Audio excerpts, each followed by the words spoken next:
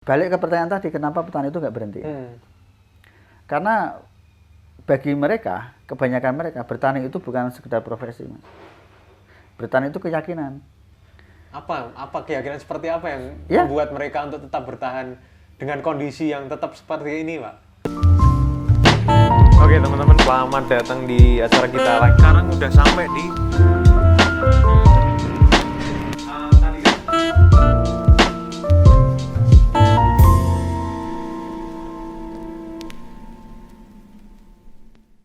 sekarang Pak Mujab sibuk apa sekarang, Pak? Ya, ini kalau di Korea Tiba sedang ada pelatihan kewirausahaan untuk pemuda, khususnya perempuan muda.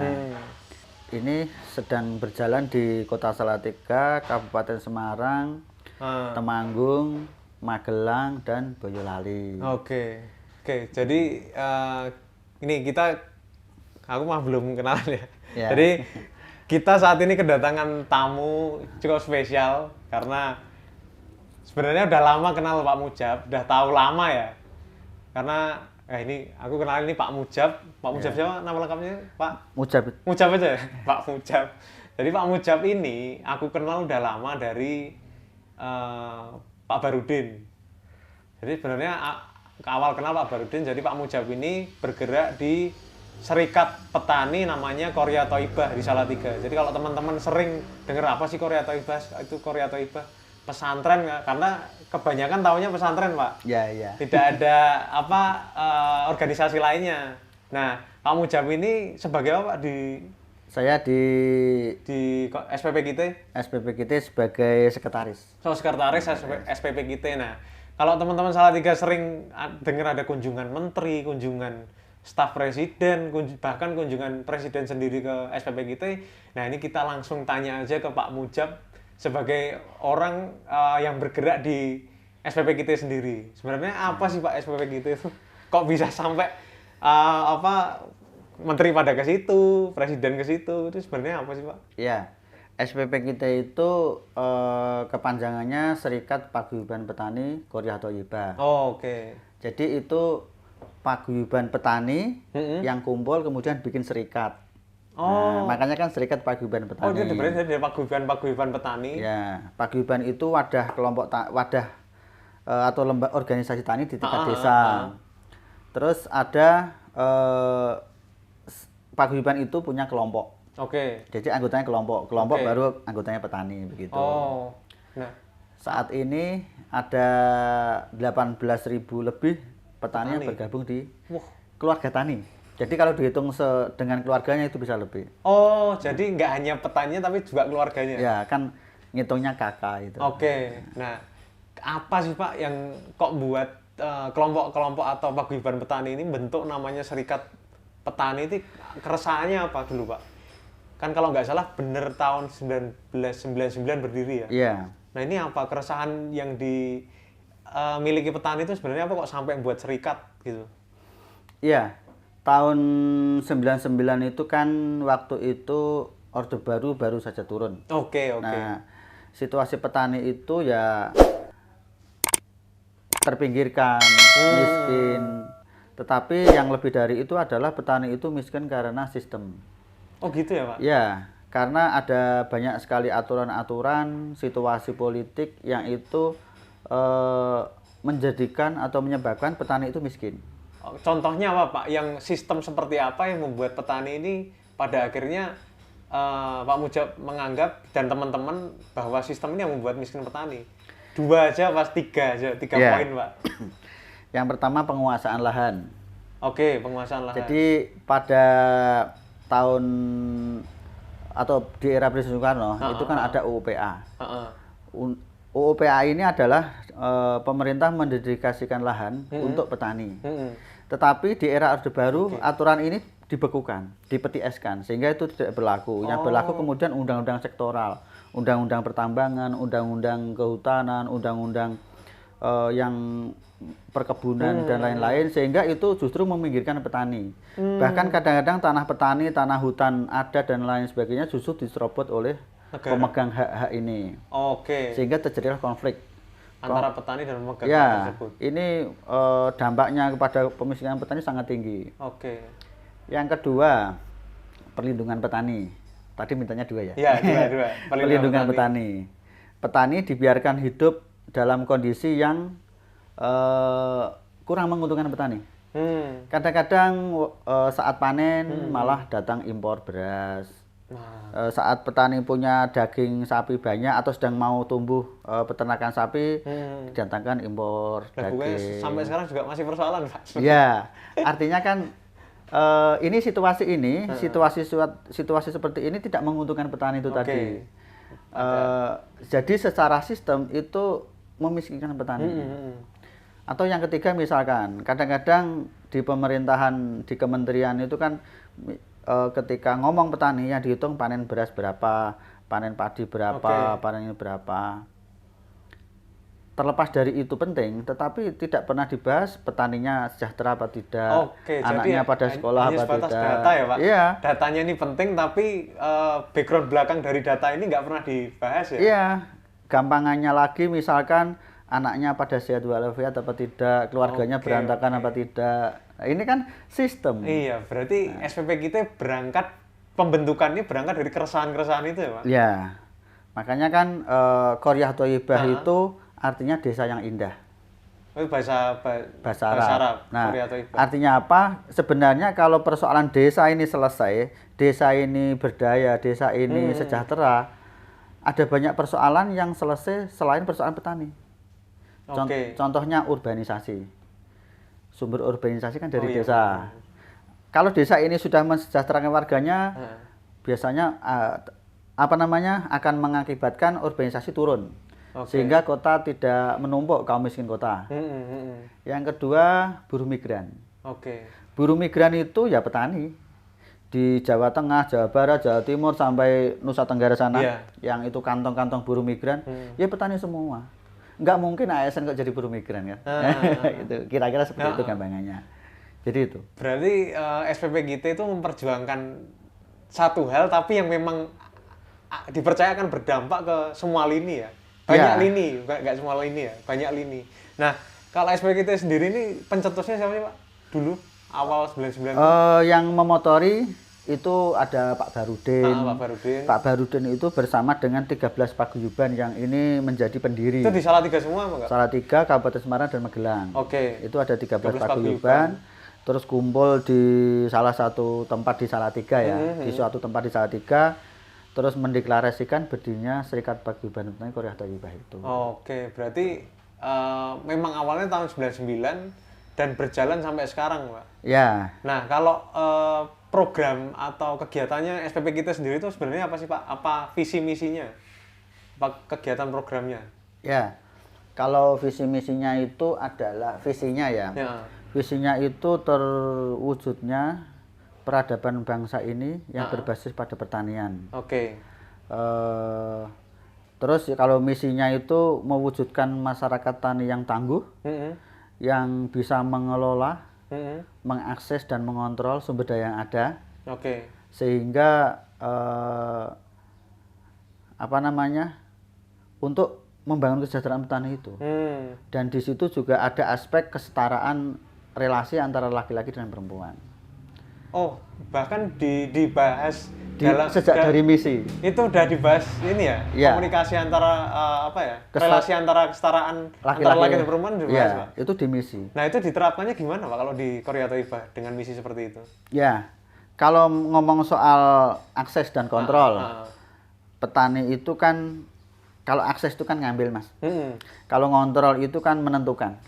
Mana yang boleh, mana yang tidak itu. Petani harus indikasi masyarakat tani yang tangguh itu ketika bisa mengakses dan mengontrol. Contohnya, petani bisa akses lahan, bisa akses air, tapi harusnya juga bisa ngontrol. Karena kadang-kadang bisa akses, tapi kalau yang ngontrol bukan petani atau petani tidak ikut ngontrol, dia hanya pemakai, dia bisa dipinggirkan tadi. Contoh mata air Senjoyo. Iya, Senjoyo. Senjoyo itu kan petani butuhnya air ketika menanam dan ketika artinya tidak setiap hari. Tapi karena petani itu tidak bisa kontrol, kalah oleh perusahaan air minum yang ambilnya bahkan tidak pernah berhenti. Atau dulu ada pabrik tekstil yang juga tidak pernah berhenti. Bener. Nah, itu berarti bisa akses tapi tidak bisa kontrol. Makanya akses dan kontrol ini penting. Merbabu, Gunung Merbabu itu kan sebenarnya kan menara air. Tapi karena tidak bisa mengontrol dengan penuh, ketika sana kemudian gundul, petani bisa apa? Ketika kemarau petani kekurangan air, petani bisa apa coba? Nah, kan begitu. Makanya cita-citanya adalah petani itu punya akses dan kontrol terhadap sumber daya alam yang ada. Nah, kalau yang ini Pak, yang tadi kesetaraan antara laki-laki dan perempuan itu proses penerapan di Korea Toiba gimana? Ya. Karena ini isu menarik yang aku kayaknya memang nggak semua organisasi atau serikat membahas soal ini ya Pak. Ya. Nah, tapi di organisasi petani seperti Korea Toiba kok dibahas. Nah, gimana cara menerapkan itu? Dan berarti kan SPP kita sudah sadar memang harus ada kesetaraan antara dua gender ini. Ya. Ya. Dari segi programnya, di SPP kita itu ada 4 program besar. Yang pertama mengorganisir petani atau pengorganisasian. Yang kedua ini termasuk pemberdayaan politik di desa ya. Ini jadi satu bidang. Yang bidang kedua itu adalah pertanian organik dan lembaga ekonomi. Itu termasuk koperasi dan sebagainya, itu satu bidang. Yang ketiga advokasi. Oh, ada advokasi juga. Advokasinya ini advokasi kebijakan terutama. Untuk ngomong soal sistem tadi. Walaupun kadang-kadang juga ada kasus yang masuk. Nah, terus yang terakhir adalah pemberdayaan perempuan, buruh migran dan pelindungan anak. Ini jadi satu bidang. 4 bidang besarnya itu. Tentu dengan kesekretarian kelembagaan ya. Kalau ini nggak usah dibahas. Yang berikutnya, di dalam menentukan penerima manfaat program, itu Korea Toiba selalu mensyaratkan dalam ketentuannya itu, misalkan sejak tahun 2013 sampai sekarang ini kan ada program namanya jamaah produksi. Itu program kewirausahaan untuk kelompok. Itu paling tidak 50% penerima manfaat itu perempuan. Oh, berarti sudah di sistem seperti itu ya, di programnya. Yang terakhir ini, yang kan kami bekerja sama dengan Yayasan Plan Indonesia. Itu bahkan 70% penerima manfaatnya perempuan. Itu salah satu implementasinya. Di beberapa yang lain, misalkan tentang penguatan politik, kami tidak pernah lupa untuk mengadakan atau menyelenggarakan ya penguatan politik perempuan. Misalkan pendidikan. Apa tuh, Pak, kalau politik perempuan? Misalkan pemilu. Nah, atau pilkada. Bahkan sampai pilkades. Secara hitung-hitungan suara, perempuan harus memberikan suaranya. Tapi secara kepentingan politik, bagaimana kebutuhan-kebutuhan perempuan, aspirasi perempuan, termasuk problematika perempuan itu masuk dalam pembangunan di desa sampai di pembangunan daerah. Karena selama ini perempuan kan dianggap nomor 2, dianggap hanya itu sih Pak, menarik ini Pak. Jadi pemberdayaan perempuan di sini berdaya secara politik, baik politik praktis maupun politik di ranah kebijakan. Gitu. Jadi memang ya aku tadi menarik sih karena ada di misinya sudah dituliskan kalau ada kesetaraan antara laki-laki dan perempuan.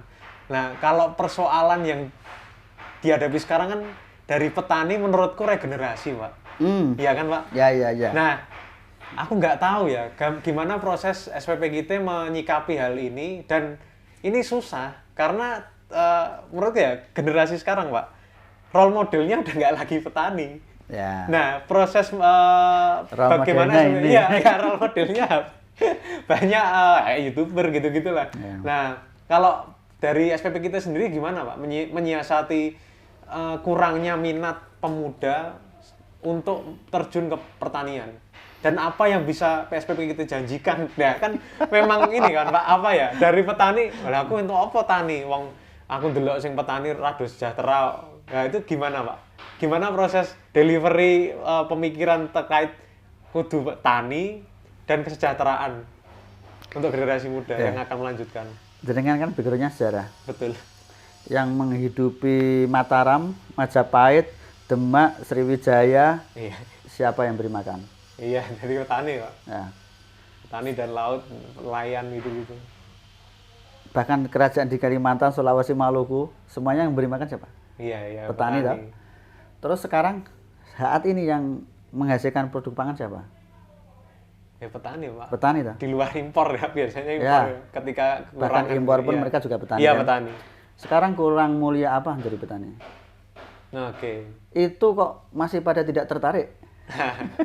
Nah kan biasanya ini Pak, yang jadi persoalan finansialnya. Karena banyak berita di mana di TV ya Pak. Ya. Sampai ada demo petani karena apa berasnya dijual terlalu murah dengan besarnya impor yang terlalu besar karena kelebihan kapasitas akan kebutuhan di Indonesia. Nah itu gimana Pak? Ya. Itu sebenarnya tadi klise ya Nah, saya sampaikan tadi. iya. Sebenarnya itu juga kreatifnya harus sejak lama. Iya. Keresahan kreatifnya itu adalah kehilangan generasi petani. Tetap ngerasa itu ya Pak? Iya. Karena begini, kreatifnya juga tidak menutup mata bahwa petani itu kelihatannya kan masa depannya suram. Kelihatannya ya. Makanya kan ini harus dijelaskan kepada seluruh lapisan masyarakat bahwa selain landasan ideal tadi, itu kan maaf tapi. Iya.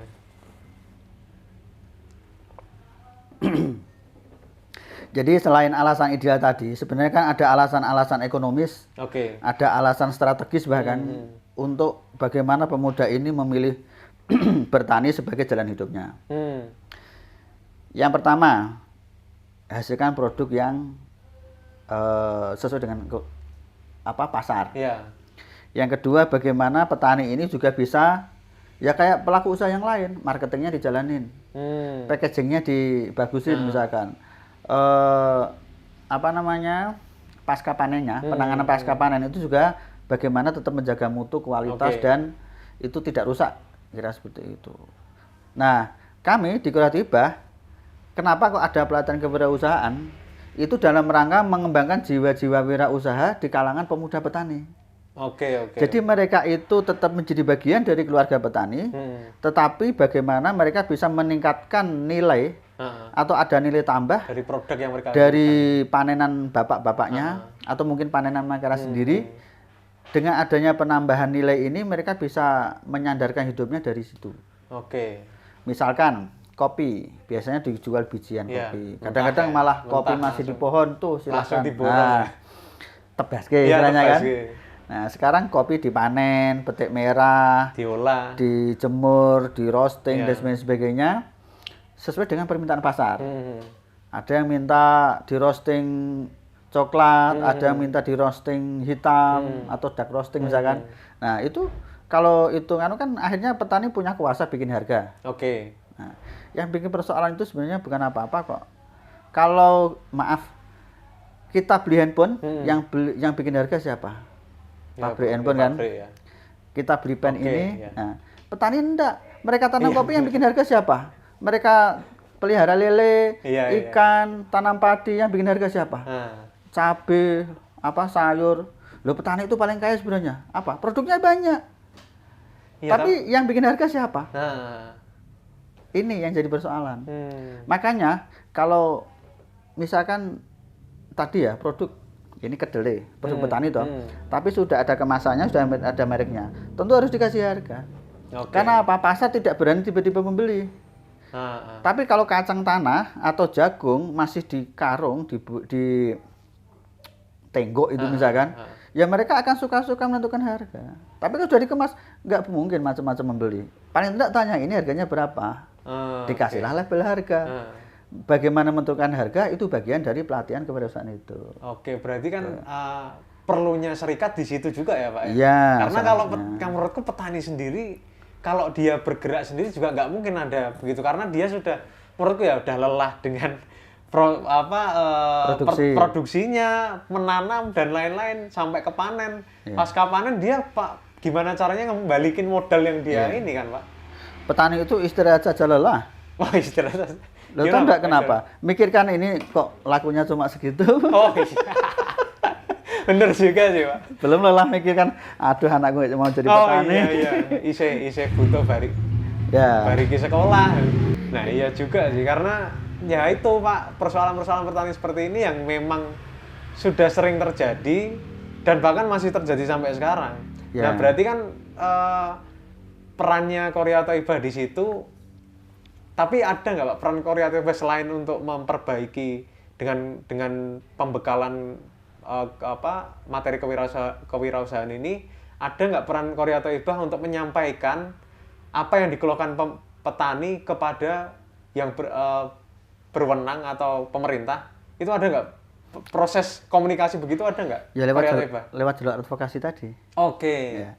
Makanya kan kalau di dalam pelatihannya itu kan ada bidang pertanian organik dan pengembangan lembaga ilmu tadi. Nah, ini sebenarnya bidangnya bidang ekonomi. Tapi kalau ngomong soal kebijakan, ngomong soal aspirasi, ngomong soal apa itu ya advokasi ini. Oke. Jadi ini bersinergi kan. Termasuk tadi dikatakan petani nggak mungkin sendiri, makanya disitulah pentingnya kenapa petani itu harus berorganisasi. Makanya ada bidang pengorganisasian. Ini berkaitan dengan pola berpikir, kesadaran. Karena bagaimana ya orang itu bersatu itu kelihatannya beban. Padahal nyatanya kalau nggak bersatu dia akan kalah. Benar, karena dan itu yang terjadi di dunia petani. Petani itu misalkan yuk kita bareng-bareng ngurus air. Atau yuk kita bareng-bareng panenan kita padi ini, kita buatkan gudang, kita jemur bersama, nanti kita jual bersama dengan harga yang kita tentukan. Kan susah sekali. Iya, benar. Mereka kelamaan atau kenapa sudah seperti itu. Yang dipilihnya diri sendiri. Tapi kenyataannya sampai sekarang petani masih tertindas. Karena apa? Ya karena sendiri itu. Makanya berorganisasi itu penting bagi petani. Ya berarti kan sebenarnya memang petani sekarang mesti berserikat ya Pak. Mau nggak mau ya Pak. Karena memang nggak bisa dipungkiri perusahaan skala besar, kebijakan pemerintah yang harus diawasi juga oleh petani. Kalau sendiri kayaknya nggak mungkin ya suara seorang petani didengar langsung oleh perusahaan besar dan pemerintah ini. Contoh begini, petani bikin makanan snack dari kedelai atau dari singkong atau apa, harganya misalkan 3.000 4.000. Tapi dari perusahaan besar bikin snack harganya 1.000. Itu kan harus berhadapan-hadapan.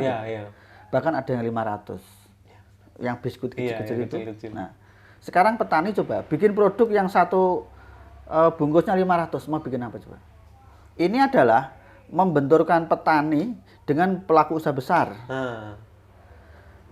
Sampai lihat tinju. Tinju itu kenapa ada kelasnya? Biar setara Pak. Kalau biar imbang. Ya, ada kelas ringan, berat atau apa. Terus ketentuannya ketat toh. Walaupun pukul-pukulan, kalau membahayakan kan dipisah. Nggak boleh ini mati. Tapi coba petani dengan perusahaan, tidak ada kelasnya, langsung ditaruh di ring tinju, dibiarkan bertarung sampai mati, bahkan ketika pandemi berapa puluhan ratusan UMKM yang mati. Artinya apa? Pertarungan nggak fair. Tidak ada ketentuan di situ, tidak ada juri di situ, bahkan ring juga nggak ada.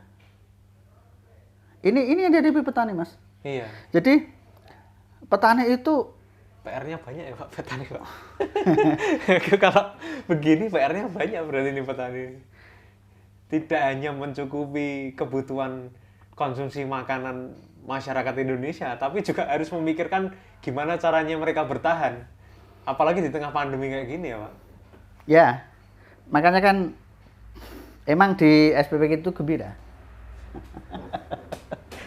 Kalau saya tertawa karena sedang ngobrol dengan jenengan kan. Tapi sebenarnya ada di pikiran teman-teman SPP kita ini adalah keresahan ini lama. Sebenarnya udah lama ya Pak? Lah iyalah, emangnya kapan petani Indonesia sejahtera? Makanya saya bertanya langsung ke Pak Mujab ini. SPP kita ini bergerak udah lama. Persoalannya sebenarnya juga masih begitu-begitu aja. Ya, saya ngomong bukan berarti tidak ada pertanian sejahtera. Tetapi kan kita ngomong persentase toh Mas. Persentase. Jadi di Indonesia ini ada bahkan masih di atas 40% penduduk yang bertani.